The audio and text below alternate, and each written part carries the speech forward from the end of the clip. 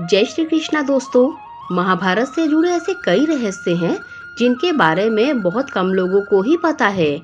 ऐसा ही एक रहस्य पांडवों से जुड़ा हुआ है जिसके बारे में जानकर आपको बेहद हैरानी होगी।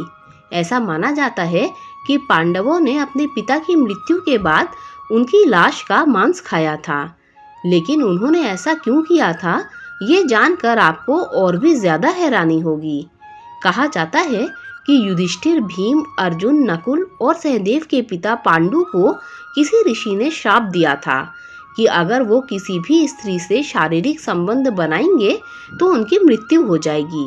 इसी के चलते उन्होंने कभी भी अपनी पत्नी कुंती और माद्री से शारीरिक संबंध नहीं बनाए थे। लेकिन कुंती को ऋषि दुर्वासा ने वरदान दिया था कि वो किसी भी देवता का आह्वान करके उनसे संतान प्राप्ति का वरदान मांग सकती हैं।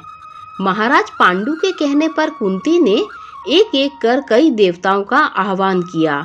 इसी प्रकार माद्री ने भी देवताओं का आह्वान किया।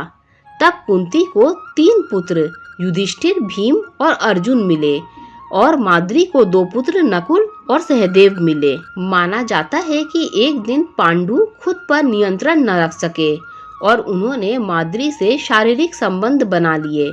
ऐसे में ऋषि के श्राप के अनुसार महाराज पांडु की मृत्यु हो गई।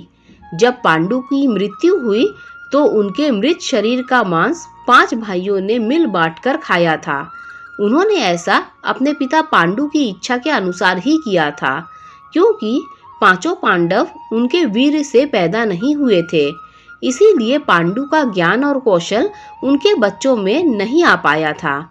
इसीलिए उन्होंने अपनी मृत्यु से पहले ऐसा वरदान मांगा था कि उनके बच्चे उनकी मृत्यु के पश्चात उसके शरीर का मांस मिल बांटकर खा ले, ताकि उनका ज्ञान उनके बच्चों में चला जाए। पांडवों द्वारा अपने पिता का मांस खाने को लेकर 2 मान्यताएं प्रचलित हैं। पहली मान्यता के अनुसार मांस तो 5 भाइयों ने खाया था, लेकिन सबसे ज्यादा हिस्सा सहदेव ने खाया था। जबकि एक अन्य मान्यता के अनुसार सिर्फ सहदेव ने पिता की इच्छा का पालन करते हुए उनके मस्तिष्क के 3 टुकड़े खाए थे। पहले टुकड़े को खाते ही सहदेव को इतिहास का ज्ञान हुआ, दूसरे टुकड़े को खाने पर वर्तमान का और तीसरे टुकड़े को खाते ही उन्हें भविष्य का ज्ञान भी हो गया था। 5 पांडव भाइयों में सबसे ज्यादा ज्ञानी सहदेव ही थे और उन्हें भविष्य में होने वाली घटनाओं को देखने की शक्ति भी मिल गई थी। कहा जाता है कि सहदेव ने पहले ही महाभारत का युद्ध देख लिया था। ऐसे में श्री कृष्ण को डर था कि कहीं सहदेव यह सब बातें किसी और को ना बता दे। इसीलिए उन्होंने सहदेव को श्राप दिया था कि अगर उसने ऐसा किया तो उसकी मृत्यु हो जाएगी। वह राजाओं के बीच एक ऋषि की तरह जी सकता था, मगर कृष्ण ने भांप लिया था कि उसकी बुद्धिमानी भाग्य की धारा को रोक सकती है। इसीलिए एक बार उन्होंने सहदेव को टोकते हुए उससे कहा, यह मेरा आदेश है कि कभी अपनी बुद्धि को प्रकट मत करना। अगर कोई तुमसे यह प्रश्न पूछता है तो उसका उत्तर हमेशा दूसरे प्रश्न के रूप में देना। उस दिन के बाद से सहदेव हमेशा प्रश्नों के जवाब प्रश्नों से ही देते थे, जिन्हें बहुत कम लोग ही समझ पाते थे।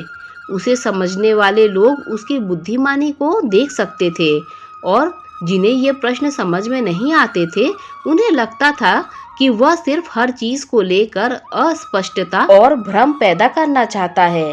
एक पूरा शास्त्र इसी से निकाला गया है, जिसे सहदेव बुद्धि कहा जाता है।